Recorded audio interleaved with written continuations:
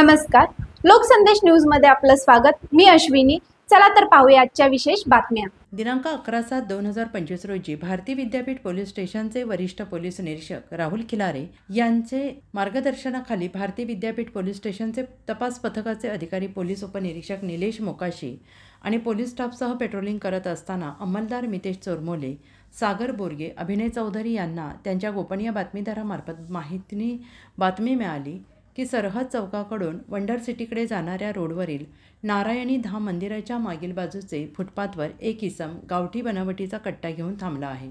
लागलीच पोलीस उपनिरीक्षक निलेश मोकाशी नमूद अंमलदार यांनी नारायणी धाम मंदिराच्या मागील बाजूचे फुटपाथवर जाऊन बातमीप्रमाणे इसमाचा शोध घेतला असता इसम नामे निखिल सचिन यादव, वय वर्ष 24, राहणार धनकवडी, शेवटचा बसस्टॉप जानुबाई मंदिराजवळ 5 स्टार सोसायटी, घर नंबर 189, धनकवडी, पुणे हा त्याच्या ताब्यात 50,000 रुपये किमतीचे गावठी बनावटीच्या कट्ट्यासह दिनांक 10/7/2025 रोजी 4:25 मिळून आल्याने त्याच्याकडून गावठी बनावटीचा कट्टा जप्त करून त्याच्या विरोधात भारती विद्यापीठ पोलीस स्टेशन गुन्हा रजिस्टर नंबर 331/2025 भारतीय हत्यार अधिनियम कलम 3 सह 25 महाराष्ट्र अधिनियम कलम 37(1)(3) सह 135 अन्वये गुन्हा दाखल करण्यात आला आहे।